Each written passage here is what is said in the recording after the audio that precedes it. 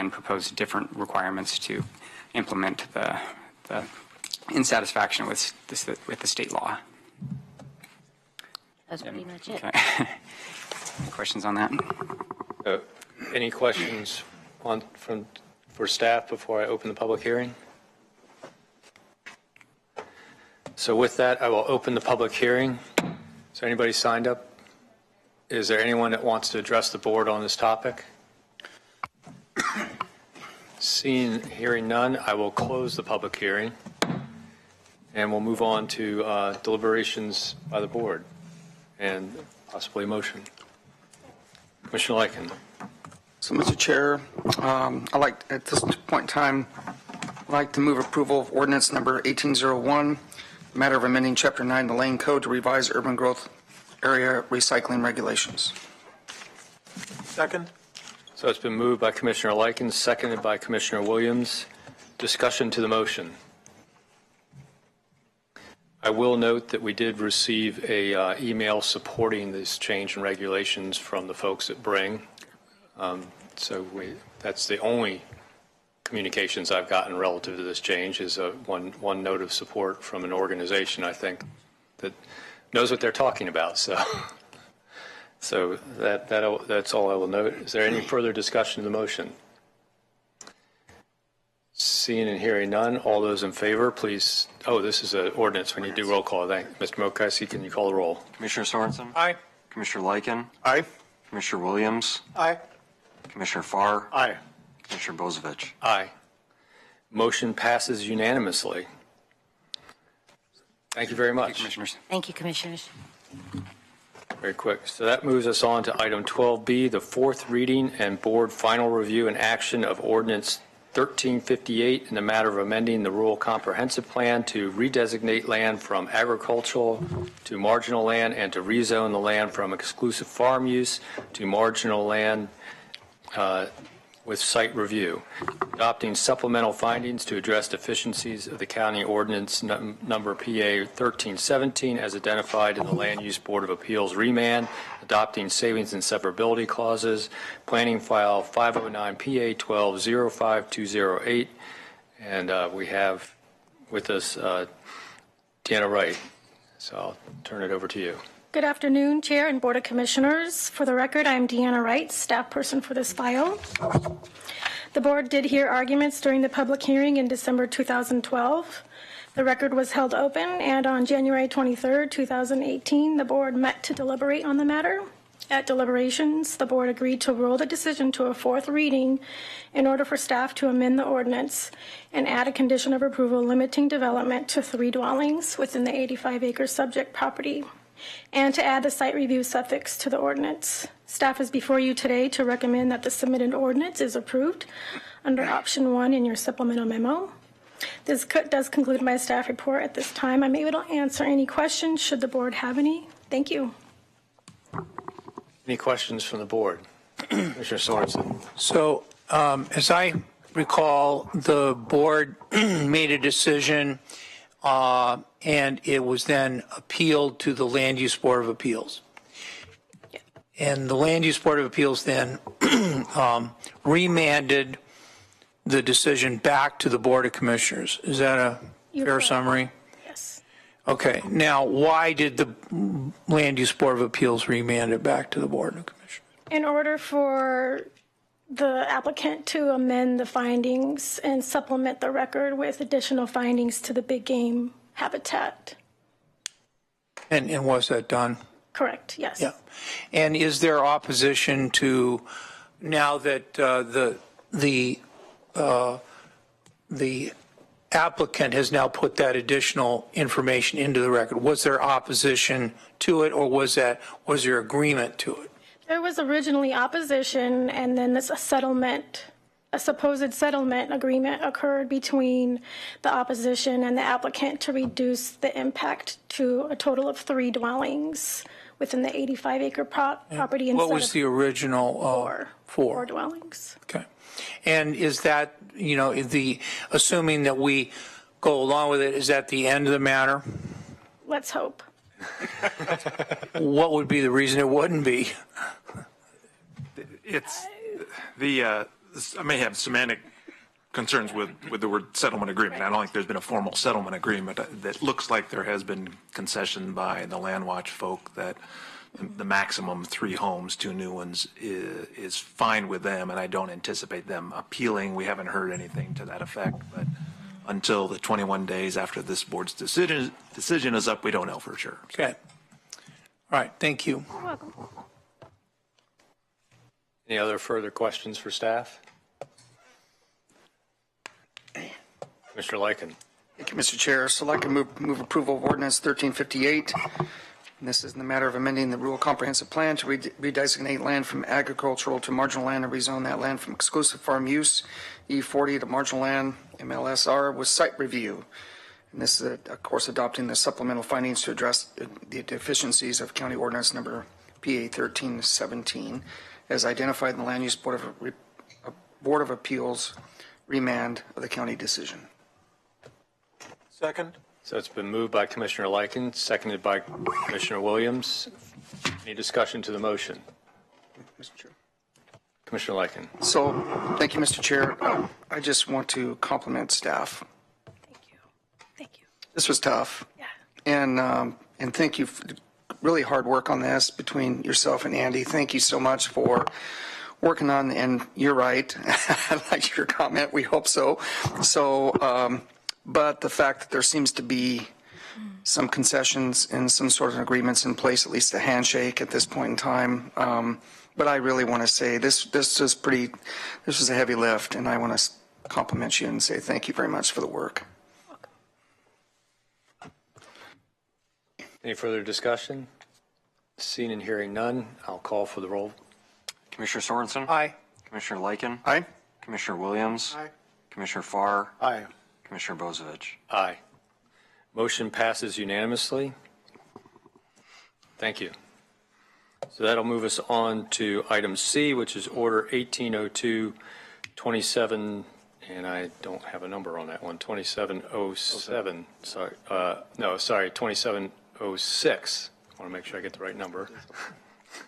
In the matter of electing whether or not to hear an appeal of a hearings official decision denying a preliminary partition on a property identified as assessor's map and tax lot 18010000 1500, file number 509 PA 1705297.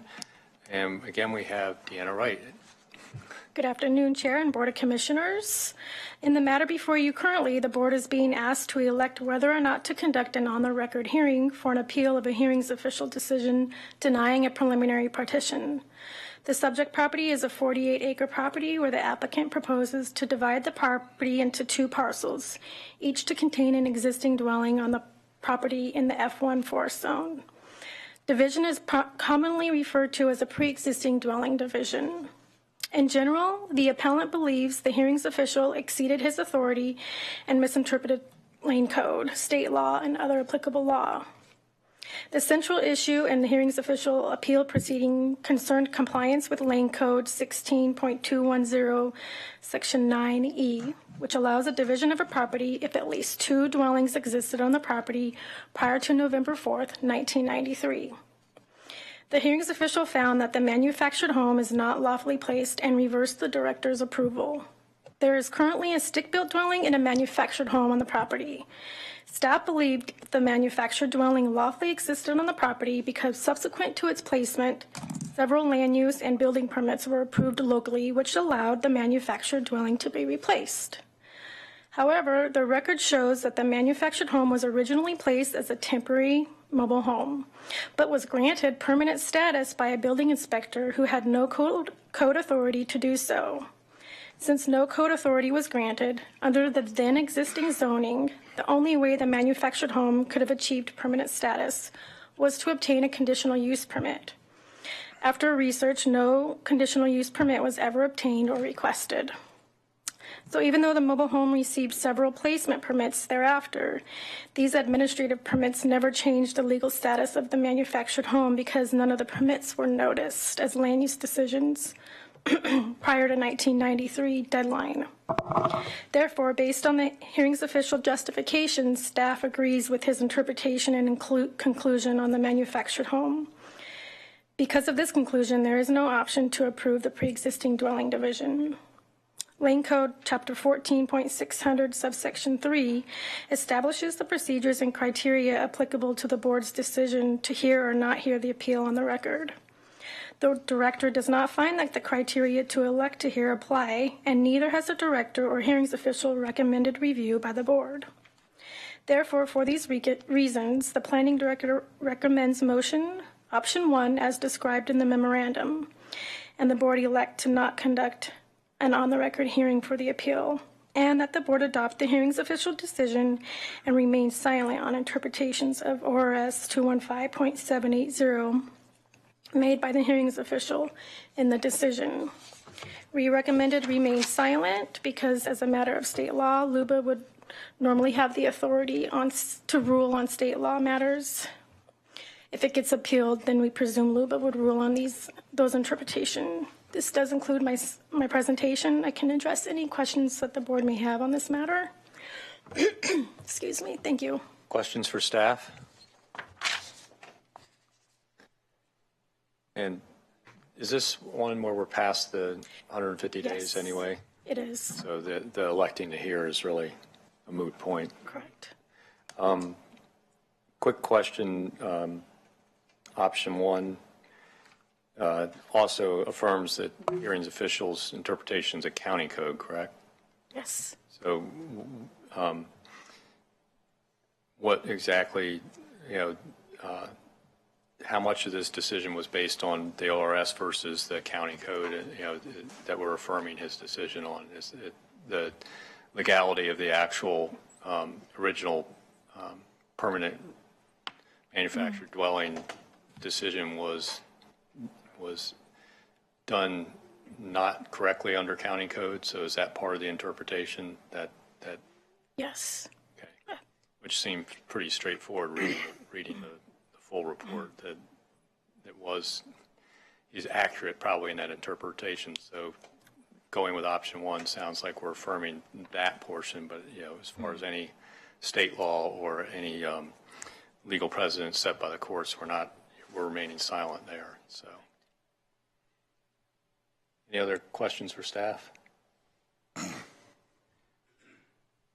So with that, I'll look for a motion. Commissioner Lykin. Thank you, Mr. Chair. So I'd like to move approval of order 18-02-27-06 in the matter of electing not to hear and remain silent on appeal of a hearing's official decision denying a preliminary petition on property identified as assessor's map and tax lot 180100001500. Second. So it's been moved by Commissioner Lykin, seconded by Commissioner Williams. Any discussion to the motion? Seeing and hearing none, this is just an order, so I'll just call for the vote. All those in favor, please say aye. Aye. Any opposed? Motion passes unanimously. Thank you, Deanna. So that'll move us on to item 12D, which is order 1802-2707, in the matter of electing whether or not to hear an appeal of a hearings official decision approving a dwelling in the impacted forest land F2 zone on assessor's map and tax lot 1701-2100-110 pursuant to the template dwelling provisions of Lane Code 16-211-5 and 8, file number 509 PA 17-05553, and we have Raphael Seba. So, Raphael. Good afternoon, Commissioners. This is an elect to hear for an appeal of a hearings official approval of a forest dwelling, the so-called template dwelling, according to Lane Codes 16-2115 and 8. The central issue in this appeal relates to the matter in which subdivision, the Whistlepunk subdivision, was created between the years of 1983 and 1987. This affects the template, the number of parcels that are within the so-called template count that can be considered to qualify the subject property for a dwelling. The hearings official's findings contain a detailed chronology explaining the creation of the parcels within the Whistlepunk subdivision, including the subject property. The hearings official has reviewed the appeal and has found that the allegations of error have been adequately addressed in his decision and do not warrant reconsideration. The appellant has specifically requested that the board not conduct a hearing on the appeal and deem the hearings official decision the final decision. This application, with regards to the 150-day timelines, we are at day 221, so the board cannot hear this appeal within that timeline. The planning director, the hearings official, has not recommended that the board hear the application. The hearings official hasn't recommended that the board hear it, and the planning director has recommended that the board adopt the hearings official's decision as the final county decision and expressly agree with and adopt the interpretations of Lane Code 16-11. That concludes my presentation, if you have any questions. Thank you. Any questions for staff? Mr. Lykin. Thank you, Mr. Chair. So I'd like to move approval of Order 18-02-27-07 in the matter of electing to not hear an appeal of a hearings official decision approving a dwelling in the impacted forest lands F2 zone on assessor's map and tax lot 1701-21-00-00110 pursuant to the template dwelling provisions of Lane Code. Second. Moved by Commissioner Likens, seconded by Commissioner Williams to approve the order. Discussion to the motion. Seeing and hearing none, I'll call for the vote. All those in favor, please say aye. Aye. Any opposed? Motion passes unanimously. Thank you, Raphael. So now we go on to your next item, which is item 12E, Order 1802-2708, in the matter of electing whether or not to hear an appeal of a hearings official decision approving a legal lot verification and notice of one legal lot comprised of assessor's map and tax lots 2101, 3000, 1602, and 1607, file number 509 PA 1705487, and I'll turn it over to you, Raphael, for the report. Thank you. Yet another elect to hear today. This is an appeal of a legal lot verification in which the applicant had two tax lots, and the planning director found that together those two tax lots only comprised one legal lot, and the hearings official agreed with that assessment. The central issues in this case, in this appeal, relate to ownership of the property, and also the appellant has challenged the hearings official's findings related to established case law in which LUBA determined that there is no law that forbids the creation of split zoning. The hearings official has reviewed this appeal and believes that the allegations of error are adequately addressed. The appellant, again, has requested that the board not hear the decision, nor has the planning director recommended that the board hear the decision. The recommendation is that the board agree with the hearings official's decision and adopt it as the final decision. One thing that differentiates this from other legal lot verifications is that the issues are not so much a matter of reviewing all of the deeds, and it's not that there's an abundance of deeds that were reviewed. It's more whether or not you can create a split zoned property. And as I stated earlier, the hearings official cited LUBA case law in determining that there isn't any law prohibiting the creation of a split zone parcel. So the board expressly agreeing with any interpretations of Lane Code stands apart from the hearings official's reading of case law at LUBA. Thank you for that distinction on that. Any questions for staff? If not, I'll entertain a motion. Commissioner Lykin.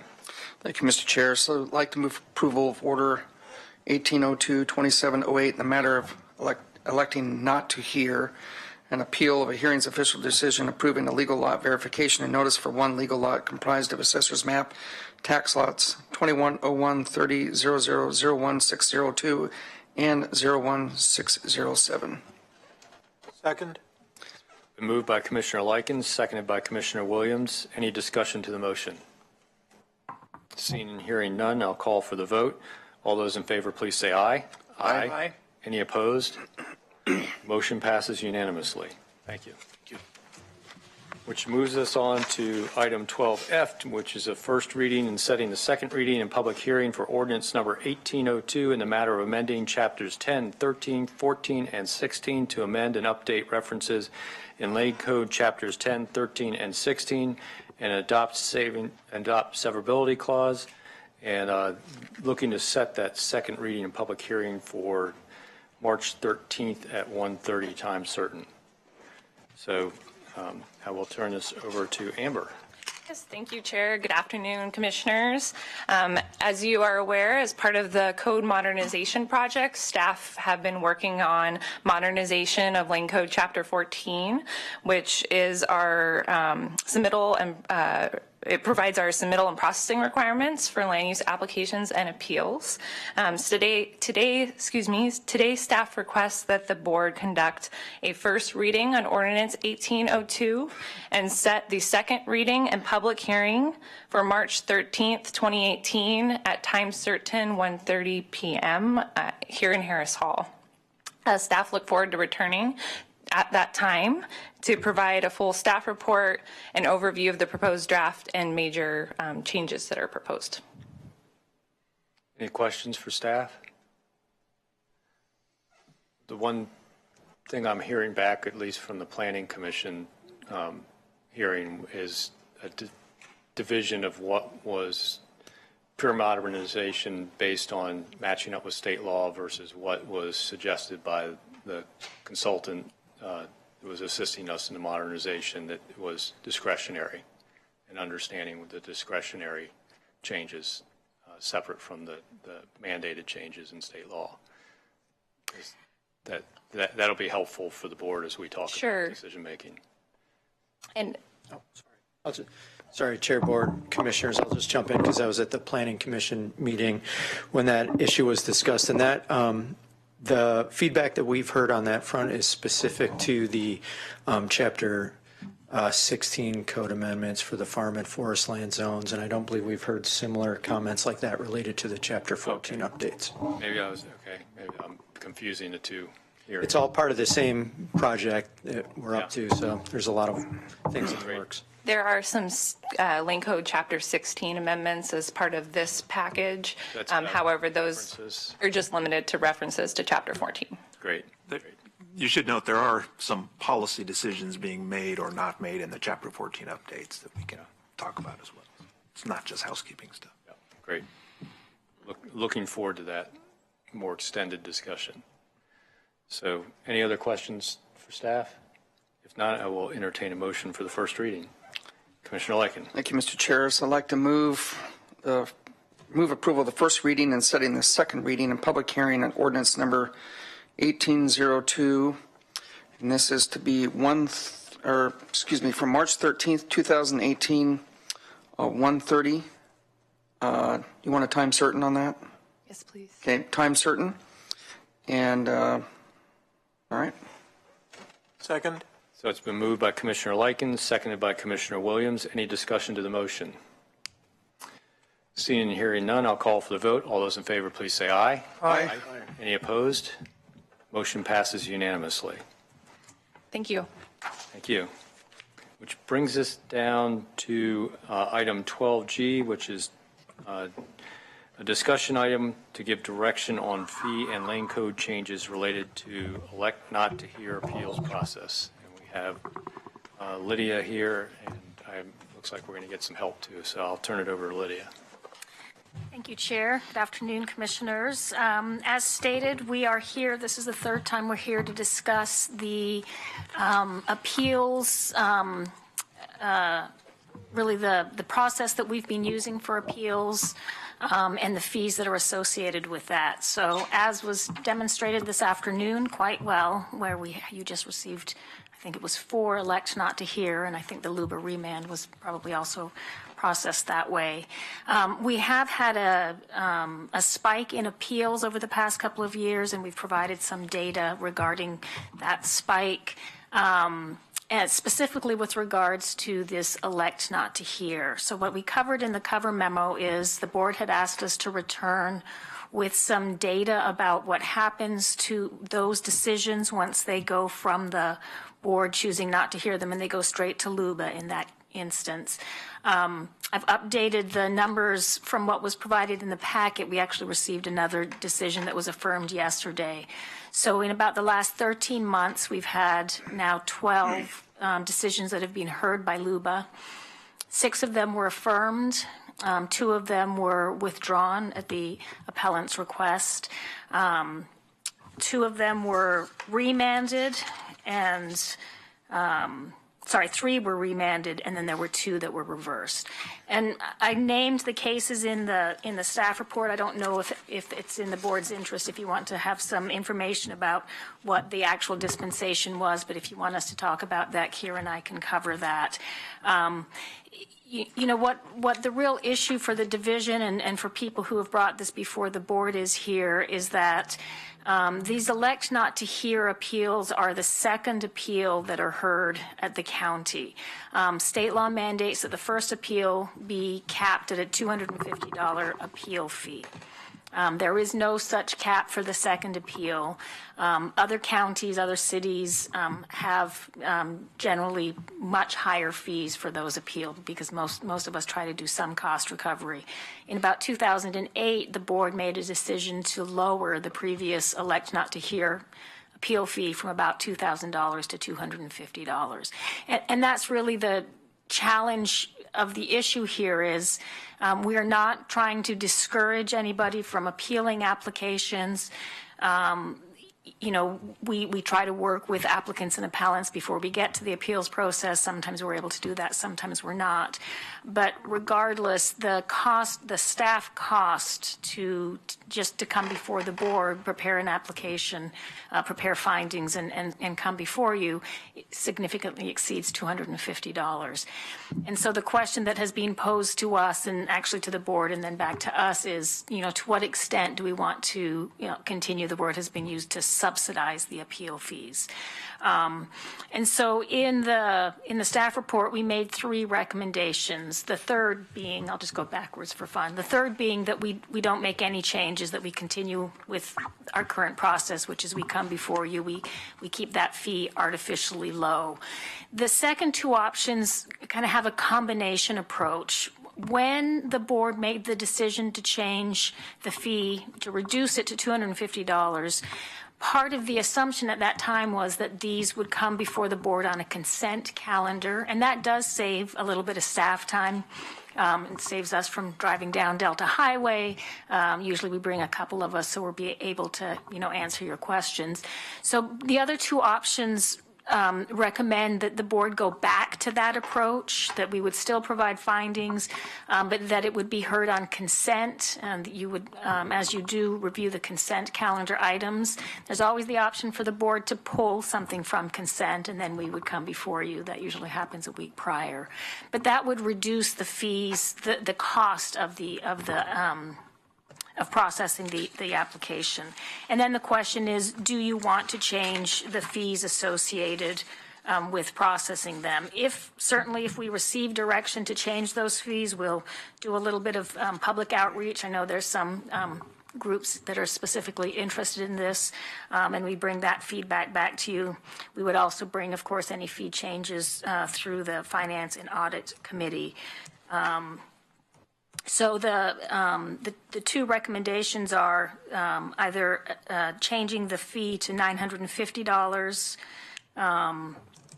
and to keep it on the consent calendar, Or if the board wants us to continue to come before you, not have it a consent calendar item, then we would raise that appeal fee. You could raise that back up to $2,000, which is more in line with what the actual staff costs are.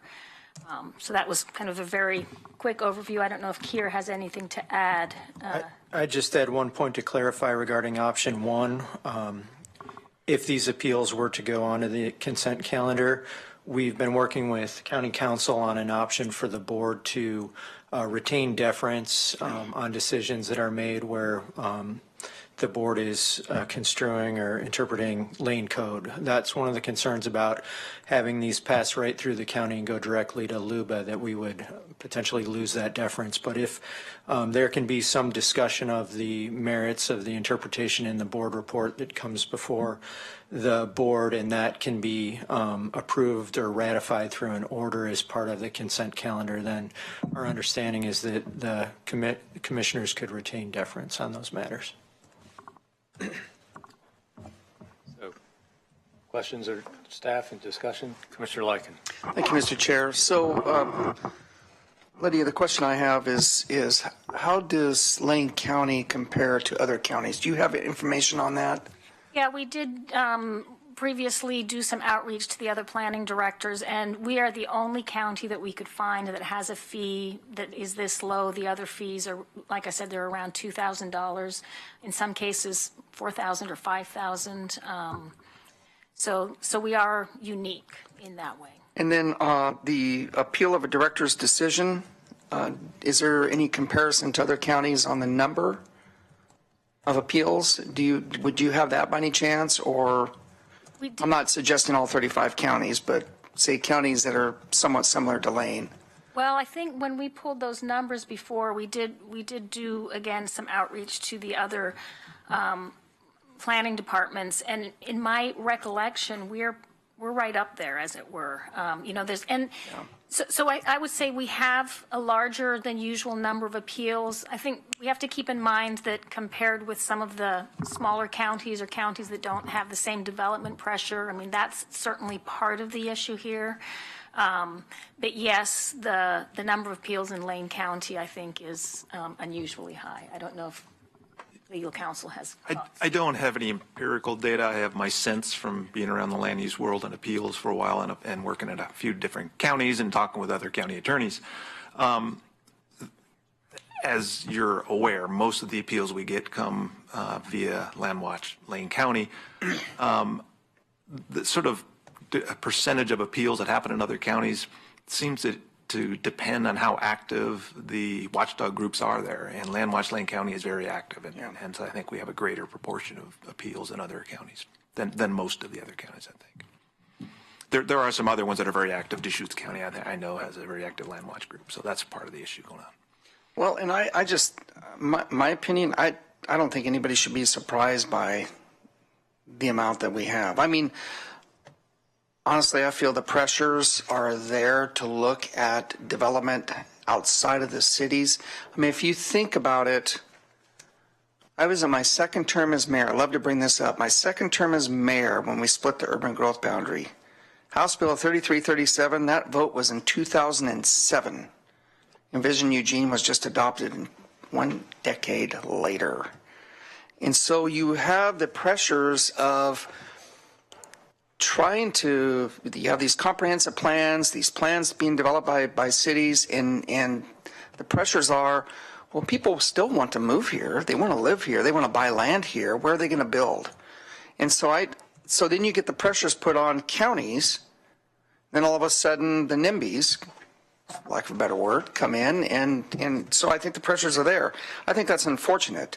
I guess the other question I have is I wasn't on this board in 2008, so I'm trying to figure out why would you go backwards when if you index for inflation, that would actually go higher. So does anybody have historical reasons why that occurred? Because I'm curious why that would have occurred in the first place.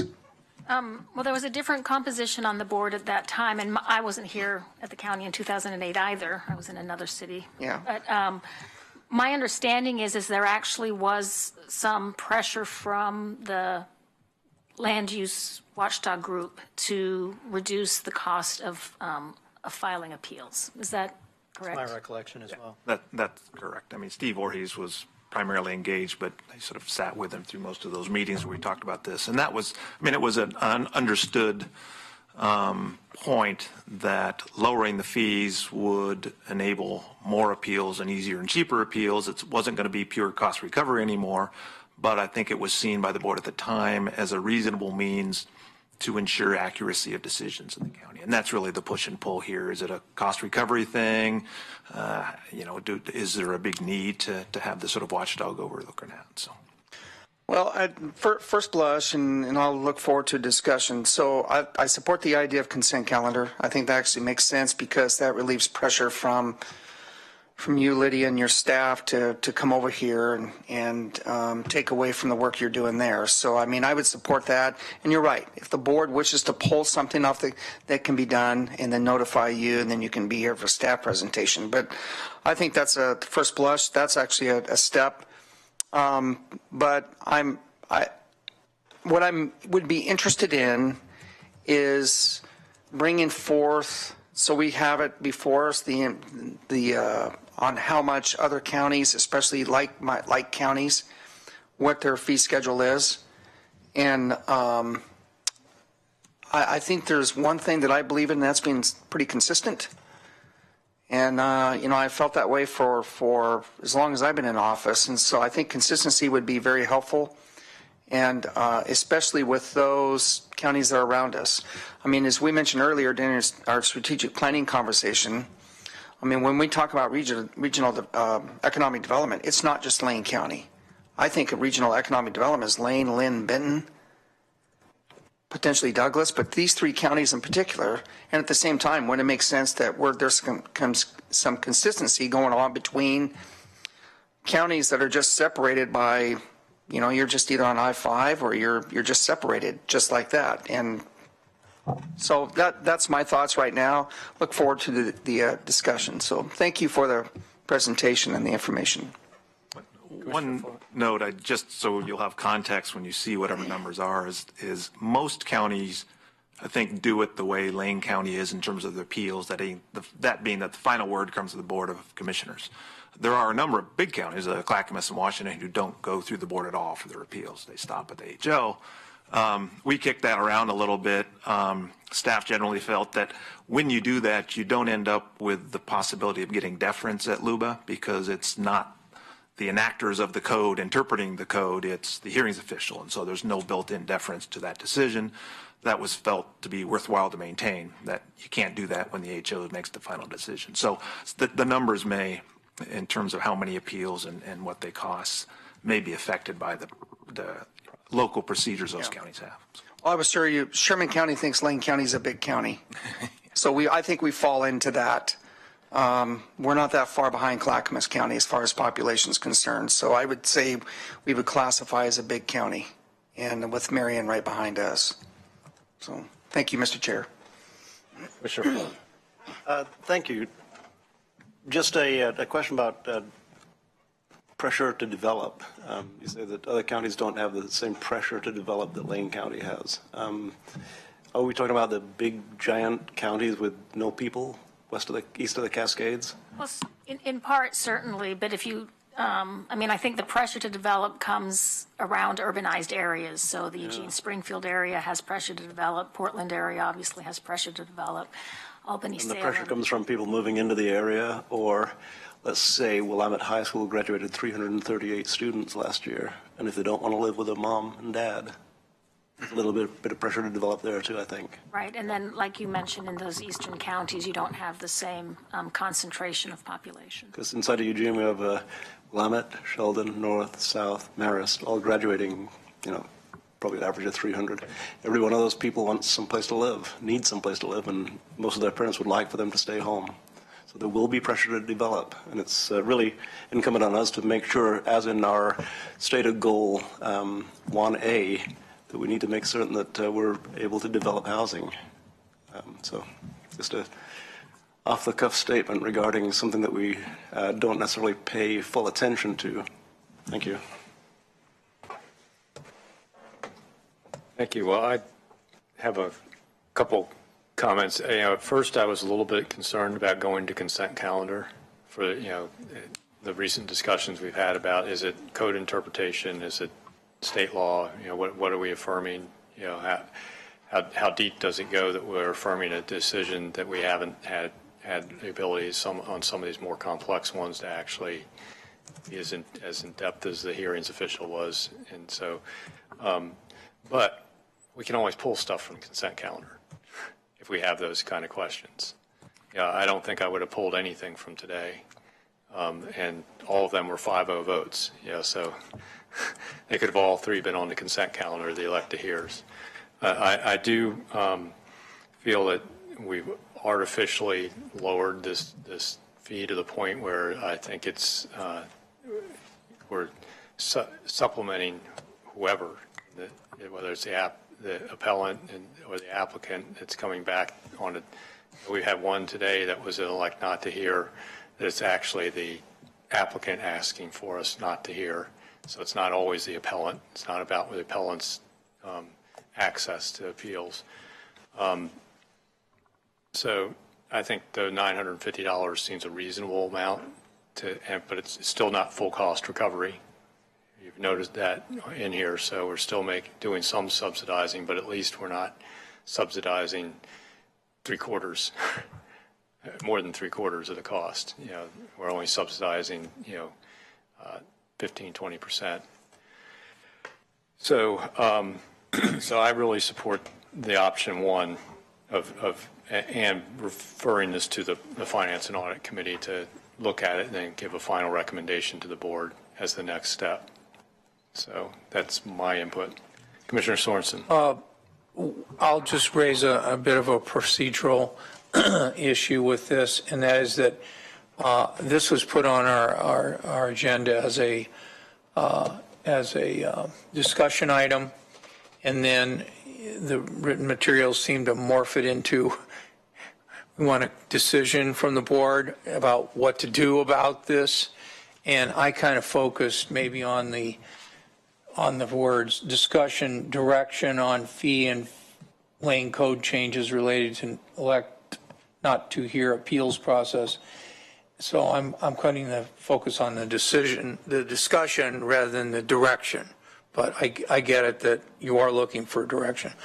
I guess in terms of the additional data before we could lead to some conclusions on this would be comparison to other communities, because the numbers are kind of small. I mean, there's 350,000 people in the county, and the numbers are all single and double digit numbers. So it looks like to me the recession numbers are going to be lower and the post-recession numbers are going to be higher. In terms of the board wanting to make sure there was access, that is true, and I guess we're going to have at some point a discussion or a public hearing on whether to change the fees, and if the difference between $2,000 and $3,000 is significant for some people, they'll probably come in and tell us that, and I'd like to hear what the difference in raising the fees, what it would make. A lot of the people that are appealing these things, they appear to be, groups of people that get together and they don't like a decision that's being made, and they're a separate group from another group. Now, Landwatch may well be the party that appeals, but it seems like there's different groups that are involved with, like the Oak Ridge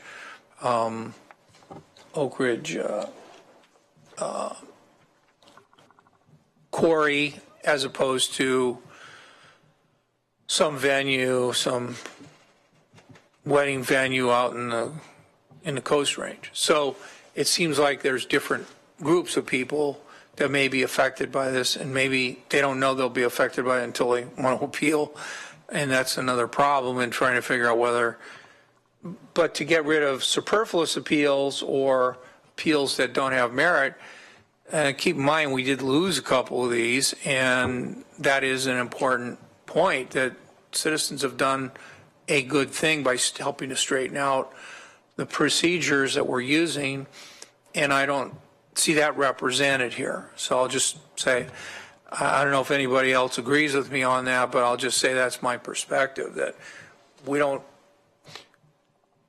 jump up and down and say, hey, guess what? Luba just reversed us today. And it doesn't happen that often.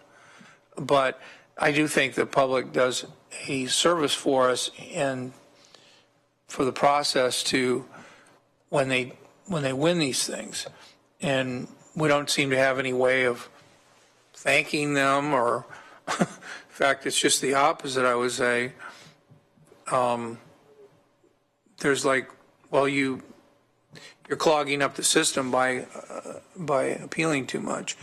And I'd be interested in hearing any other alternatives to the idea of creating a barrier, if it does, and if people say it does, create a barrier to access. Just to weigh in, if I might, Commissioner Sorensen, you mentioned the prospect of a hearing. If fees are changed, it would be done through the lane manual, so just an order. The process, though, I'm trying to think whether we need to spell out anything in Chapter 14 that would mandate a hearing will happen on that, of course, and so we'd have this sort of discussion as part of that. But obviously, the board can have a hearing whenever it wants, and so just keep that in mind if what it is an order to adjust the manual. So further discussion or direction to staff? So I only heard one of us kind of say they agree with one of the particular sets of directions, and that was myself on the directions that are included under option 1. So I think the staff might need to hear a little bit more from the board as to where to take this. There was a little bit of a request for some additional information, but I didn't know if that precluded moving ahead with moving this to finance and audit, or if this is where you all feel. So I'm kind of looking for a little bit more than just silence here, or discussions about housing. If I might make a recommendation that staff return with the data that Commissioner Lyken requested in terms of comparison to other counties in terms of what the fees are. I think that would actually be useful data to have in black and white so we could actually see that.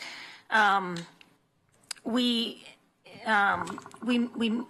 could also go to finance and audit with a proposal for the $950 fee beforehand, and then you can always direct us afterwards to go a different way. But I think there is obviously some information that we can bring back to you. I appreciate what you said, Commissioner Sorensen. This is a little bit of a discussion/decision making, but because we've been before you 3 times to talk about this, we are trying to help hone in on some options, and I think that's what we were trying to do with providing those options is, does the board want to do nothing? And I haven't heard that necessarily, that we just want to keep it at $250, but that you'd like some more information. And you also suggested a comparison to other communities. Let me ask you this.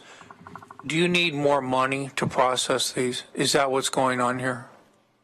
Or do you want more money from them so that they won't appeal so much? I'm trying to understand that. The division is losing money processing appeals in this way. We are primarily fee supported. So our costs are going up and our resources are going down. That's just, now, is it all because of this? Is this the only issue? No. But hour for hour, if we look at compensating staff time, we have to pull from different places to cover the costs of processing the appeals because it's not coming from those fees. And I agree with what Commissioner Lyken said, is that if we had a comparator with maybe our usual comparator counties, we would gain some insight into how they do it. Maybe we just take the board completely out of it, and then you don't have to make a presentation to the board because the board doesn't make decisions. Oh, you mean in terms of looking at the other options where the hearings official or in some cases the planning commission can be the final local decision maker?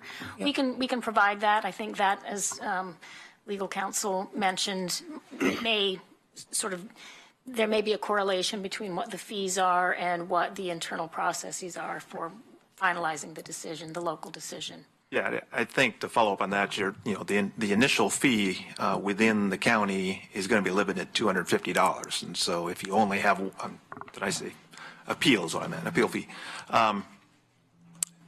If you only have one appeal within the county, it's going to have to be $250 or less. I don't recall what Clackamas County does, for example, whether they have 2 internal appeals or not. I do know that their final decision comes out of their hearings official, not through the board, unless they've changed it since I was there.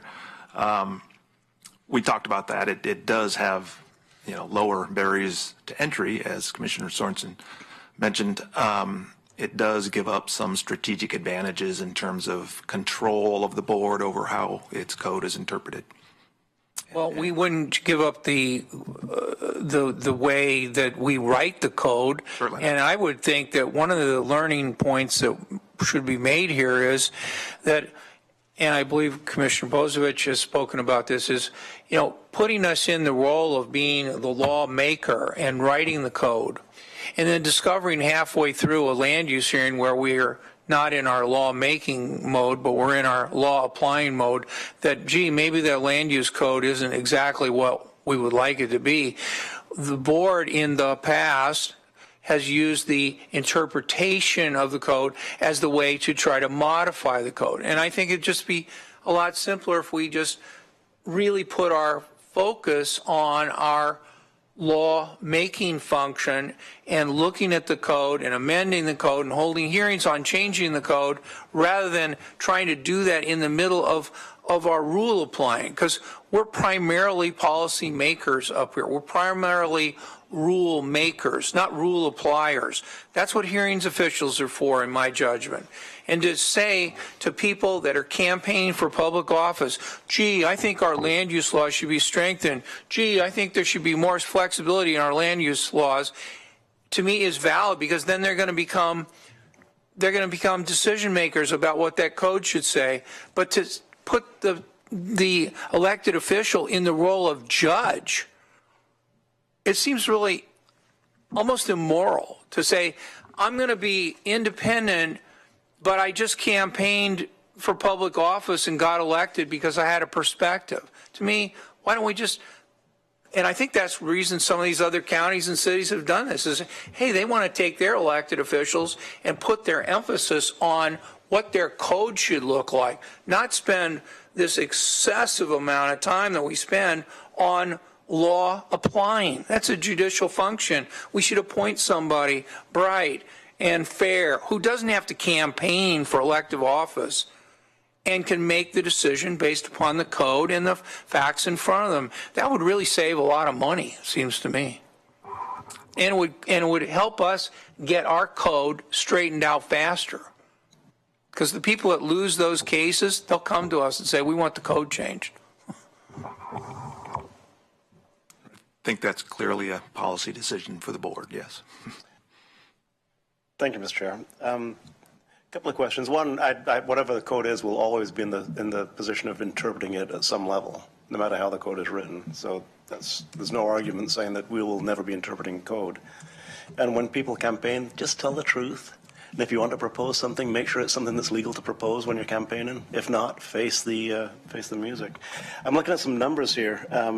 Between 2014 and 2016, we had a 300% increase in appeals, and that increase seems to be holding up through 2017. So to me, something has happened that is, I don't think we have that many more questionable decisions being made, at the same number of decisions, basically. It's just that there's been a market spike, as you noted. And each appeal costs Lane County taxpayers, Lane County government, money. I mean, that's a rhetorical question. Of course it does, right? Yeah. I would note that no tax dollars come into into our division, but Right. But it does cost resources and money and time, and your time and everybody's time, our time.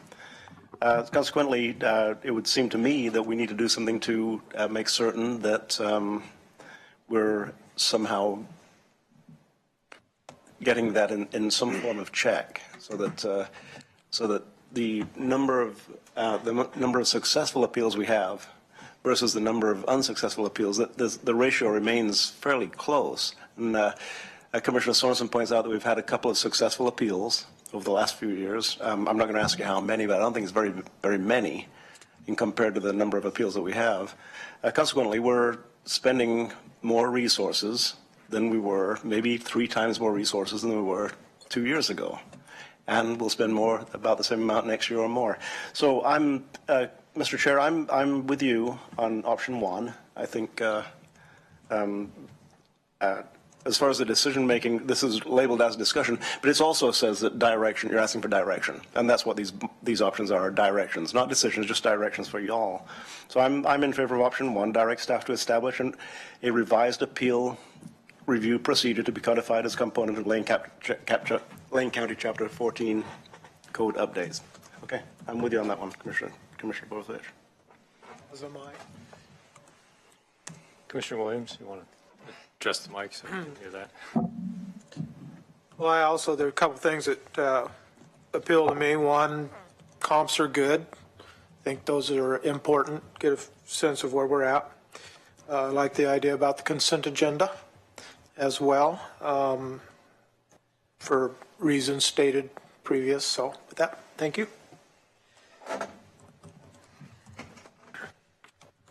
So I'm hearing at least a majority that are recommending that you move ahead with option 1. And in addition to gaining some of that extra data, I think is important. I think maybe a future discussion about whether we want to maintain the board's role in this appeal process, I think has serious merit. But this wasn't really started out as should the board be hearing these at all. It was just about what the fees for it, and we haven't really fleshed that out. But both Pete and I do share that odd feeling when we sit up here ruling on code that we've written. Most of it was written long before I got here, but still code that was written by the board. And losing that little bit of deference we get out of LUBA, is it worth that issue? And would that save your division a whole lot of time? Would it save developers a whole lot of time?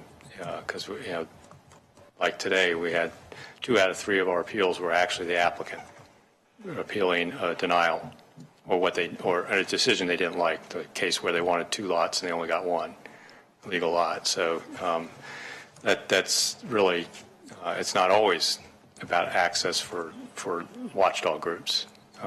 And so the question is would it just make the process faster, better, and maybe we lose a little bit of deference, but is the trade-off. And looking at the 2 counties that are ahead of us in the comparables, Washington and Clackamas seem to have gone to that mode. So that's worth taking a look at. But that to me seems like a separate decision process than just purely looking at the fee for what we're currently doing, which is what we've been talking about now 3rd time. So I don't want to get distracted by a new issue, but I do think I'm going to park that issue and maybe we'll have it come up later for the board to talk about. Thank you, Mr. Chair. And that issue is outside of option 1. Option 1 seems to continue with the status quo as far as the board's role. And for anybody watching, option 1 has 4 bullet points under it. All of that is incorporated in the head nods that you just saw, and that can be reviewed on today's agenda. Click on view items, and you can see all the bullet points beneath that. So any further discussion on that item?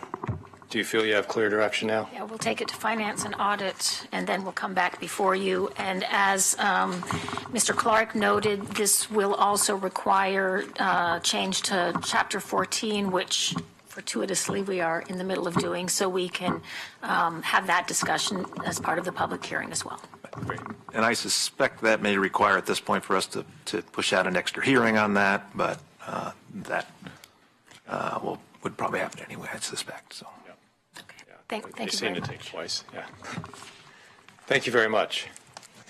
So that brings us back to an item that we pushed off of this morning's agenda, which is the action for the letter to the LRAPA board requesting reconsideration of the Title 47 open burning rules making decision. And this was an item I asked the board head nods to draft the letter and to bring before you.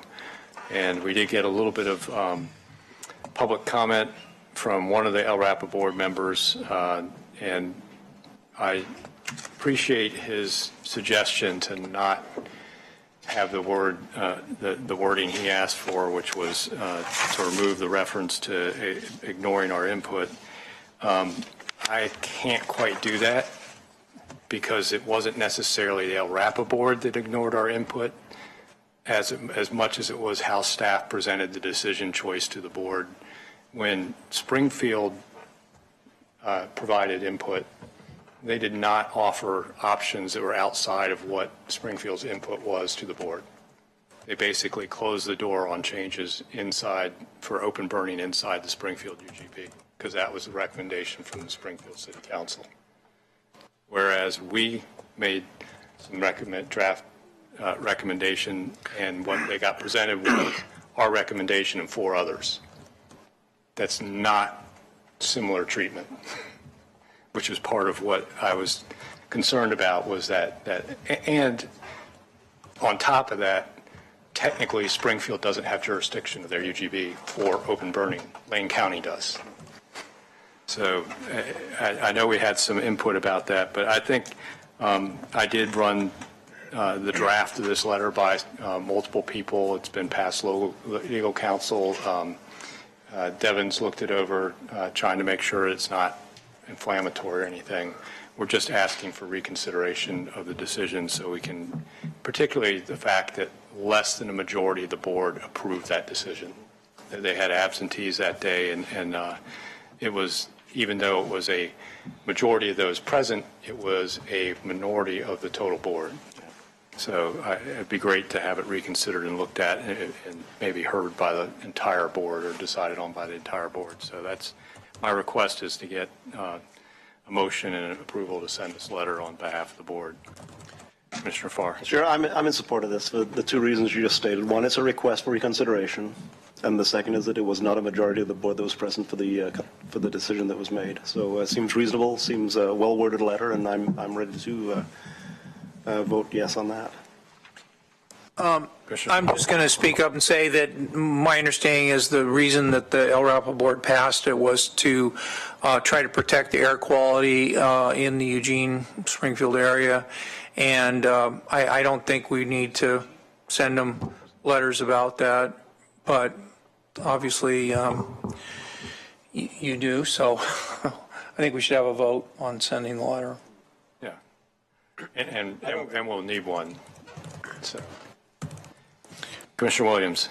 Thank you, Mr. Chair. Well, the piece that jumps out at me here is that those folks that took the vote are appointees from municipalities and making decisions for folks in the urban growth boundary, and that disturbs me. So I support the letter. Just one last. This letter does not preclude LRAPA protecting the air quality in Lane County or in the Eugene Springfield metropolitan area. It does not do that. There's nothing in here that does that. It's just a reconsideration based upon the fact that there was not a majority present. They'll still have the same charge. Commissioner Bozovich, I think you've been our representative for at least 5 years now, with a brief period that I took over, but at least 5 years, yeah. Probably longer than that. And I certainly trust your interpretation and your request to have their board reconsider. So once again, I don't think their charge has changed. This letter doesn't change that charge or ask them to change that charge. No. Thank you. So with any further discussion about the letter? If not, I'll entertain a motion. Commissioner Lykin. Thank you, Mr. Chair. I'd like to move approval of the letter to LRAPA board requesting reconsideration of Title 47 open burning rules making decision making. Second. It's been moved by Commissioner Lykin, seconded by Commissioner Williams to approve the letter to LRAPA. Any discussion of the motion? Commissioner Lykin. Thank you, Mr. Chair, and I appreciated Mr. Carpenter's remarks during public comment. I've actually known Bill for a long time, member of our Planning Commission, whom I have a lot of respect for, and I appreciated his comments, but I feel like that all we're asking for is a reconsideration, and that's really what the ask is. And based on the information that Chair Bozovich cited, and so I don't think this is really that, it's not troubling to me really at all, because it actually makes sense. It's a request from the person who represents the Lane County Board of Commissioners on the El Rapa board asking for this, and I'm more than happy to vote in the affirmative on that request. Thank you, Mr. Chair. Any further discussion to the motion? Seeing and hearing none, all those in favor, please say aye. Aye. Any opposed? No. Motion passes 4-1 with Commissioner Sorensen in dissent. So that gets us down to, I think, review of assignments, because I think we covered the rest of board business. So Unless you want to go back to agenda team requests, Commissioner Wilson? I think we went through that before lunch, but if you have a new one, I'll entertain that. I do, actually, yes. So. Okay. So then let's go back to item 9C, which is agenda team requests. Thank you. And this, Ms. Smoker, actually, this may not be a direct request from me at this point in time, but after the HRSA review team made their final presentation to the staff of our health department, I was present. I was present throughout the review at various points. I talked with Ms. Gaffney about the potential of having a presentation to the Board of County Commissioners, or more preferably probably the Board of Health, regarding HRSA's findings from last week's review. And I'm not sure if Ms. Gaffney has approached you or will approach you about it, but at some point in the future, this is not, Mr. Chair, not a direct agenda team request at this point in time, but probably a signal that this is going to come down the road. Because in the words of one of the HRSA reviewers, Ileana Ponce Gonzalez, what you're doing in Lane County, the world needs to hear about. Quote, end quote. Thank you. Well, I would support that coming back to us maybe as a report back from Health and Human Services to the Board of Health. So maybe we'll have a discussion during agenda team. I'm seeing more than 3 head nods on the board. So. And Karen did discuss that with me, I want to say last week. Yeah. Great. It's always great when we hear from national accreditation folks, understand where we rank nationally. 90 or 91 out of 92 is not a bad number. So. Almost perfect. So any other agenda team requests before we move on to review of assignments? Then So I just have 3 here. The first was I heard support for Mayor Coey's request to bring forward a discussion about county access roads being used by side-by-sides, and I heard a desire to look really countywide at all county access roads as opposed to limiting them to some, so we can begin that work at the staff level. Second item was a request from Commissioner Williams to pursue a state legislative fix to the land use issues related to that Agrarian Ales and other breweries potentially could be facing. So we'll add that one to our legislative docket. And then the third item was Commissioner Bozovich's request to develop a policy on commissioner travel regarding funding and how those requests come forward, and to first take that to Policies and Procedures Committee. Is that right? But you wanted staff to develop a draft recommendation to them. Yeah. Recommendation to Policies and Procedures. Yeah. So those are the 3 that I had. Were there any other assignments that got missed? On the travel, I'll just mention that when I was in the Senate during 2 different Senate presidencies, and under Senate President Bradbury, the money for travel was administered by the Senate President. And the senators had to go to Senator Bradbury and say, I want to go to this meeting and I want, $1,000 to go to this meeting. Will you give it to me? And some of the minority members noticed that their travel plans were deemed too expensive, but that the Senate president was able to achieve all of his goals in travel. So it came as quite a shock when Gordon Smith became the Senate president that a decision was made really quickly, maybe the first week of the Senate term, that the entire travel budget of the previous year would be divided by 30. And so you could use your own travel budget and travel to the extent that was 1/30 of the total. And if you wanted to do something more extreme, you could go to the non-traveling senators and get them to put some into your account. But there was no real problem with the fairness because they just made it. Now, Commissioner Stewart and I were on a committee that modified our rule to whatever it is now. And I would just think going back to the straight 20% rule would be the simplest, but that's just by way of, for the group that's going to take this on to be aware that. One place that kind of falls down is when there's certain positions that are required to travel, like the past chair that has to go to DC for the United Front, the way we've arranged it now. So they use up most of their 1/5 doing a mandatory trip. That's where I think we need to kind of juggle that a little bit. Maybe there's a way to split up a portion of it and keep a certain amount set aside for that travel on behalf of the entire board. So I'll leave that up to policies and procedures at this point, but I appreciate the story because it does demonstrate how difficult travel budgets are. So is there any other business for the board today? Seeing and hearing none, we are adjourned.